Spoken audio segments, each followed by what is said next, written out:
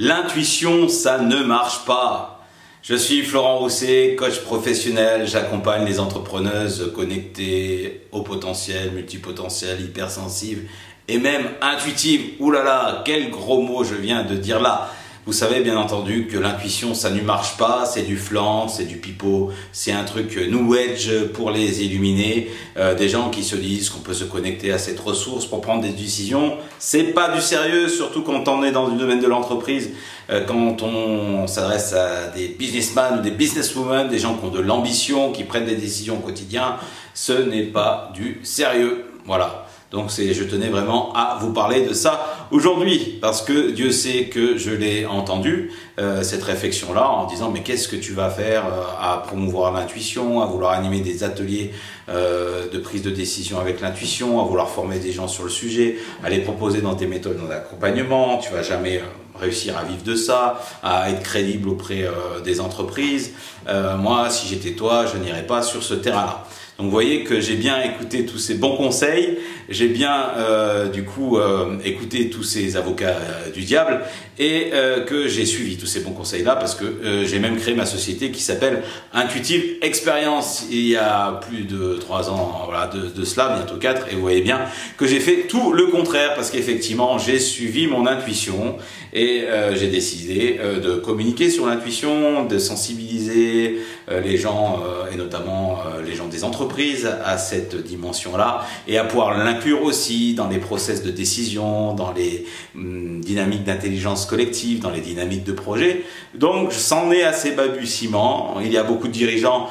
qui prennent des décisions, comme ils disent, avec leur flair, avec leur nez, qui prennent des décisions sur un coup de tête ou par rapport à un ressenti, mais qui vont pas forcément l'admettre en public, qui vont donner une dimension beaucoup plus rationnelle à leur prise de décision et pas forcément vont s'étaler sur le sujet. Donc, c'est quelque chose qui reste souvent de la sphère du domaine privé et je sais que de chefs d'entreprise ou de grands visionnaires utilisés forcément, ou des chercheurs, des scientifiques, des artistes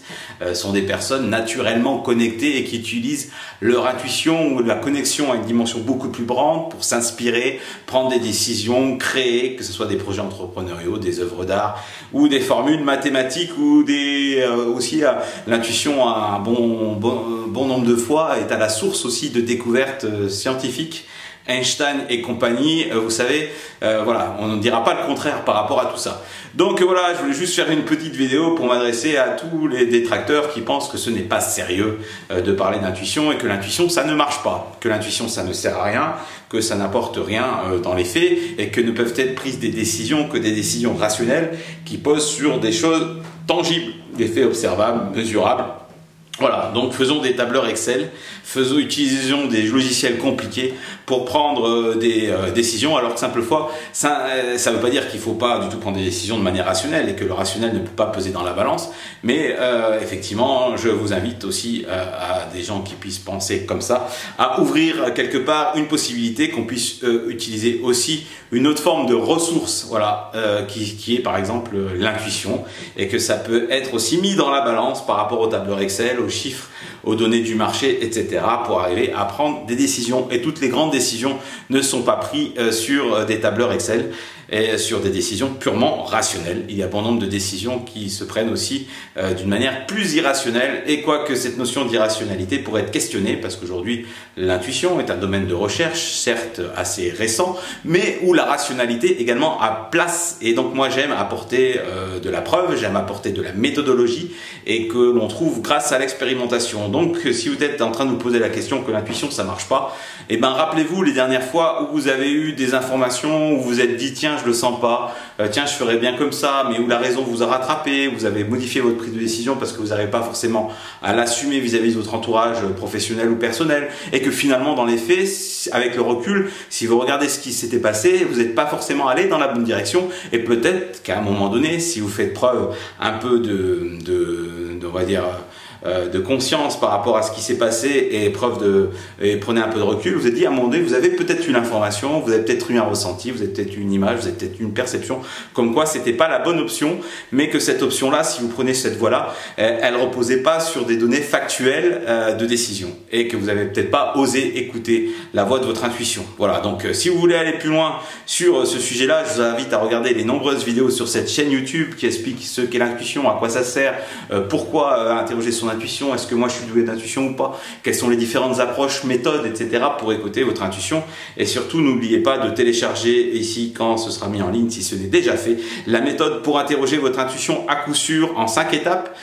qui peut permettre au plus rationnel d'entre vous de pouvoir appliquer cette méthode et de faire aussi sa propre expérience. Donc ce que je vous invite, pour ne plus jamais vous dire l'intuition ça ne marche pas, faites votre propre expérience, interrogez votre intuition, osez prendre d'abord des petites décisions avec votre intuition, mesurez ensuite les effets, les résultats et vérifiez si vous avez bien fait de lui faire confiance ou non, et progressivement vous allez comme ça cultiver une nouvelle pratique, une nouvelle façon de penser, une nouvelle façon d'aborder les choses et créer un cercle vertueux qui fait que vous allez développer cette ressource et qu'elle vous aidera à prendre les meilleures décisions pour votre entreprise. Voilà ce que je voulais vous partager avec vous aujourd'hui sur le sujet de l'intuition. J'espère que cette vidéo vous a plu. N'hésitez pas à vous manifester avec le petit pouce, à vous abonner à cette chaîne YouTube, à me rejoindre aussi dans la liste de diffusion pour recevoir des bonnes ressources sur l'intuition, mais pas que, aussi pour développer votre intuition, développer votre vision, développer votre intelligence émotionnelle. Il vous suffit pour cela de vous inscrire à ma newsletter et de télécharger les ressources que je vous enverrai. Et si vous voulez aller plus loin pour votre projet d'entreprise, pour développer votre activité, pour prendre les bonnes orientations stratégiques, notamment en développant le pouvoir de votre intuition, n'hésitez pas à revenir vers moi et à prendre un entretien stratégique par téléphone ou par visio. La démarche est assez simple, pas besoin de questionner votre intuition pour ça. Il suffit de vous rendre dans le lien du descriptif de cette vidéo sur la page libertépotentielle.com et de prendre rendez-vous avec moi sur mon agenda. Voilà ce que je voulais vous dire aujourd'hui et je vous dis à d'autres vidéos. Au plaisir de vous retrouver pour parler d'intuition et bien d'autres sujets qui me tiennent à cœur et j'espère qu'ils vous intéressent aussi grandement que je suis passionné. À bientôt.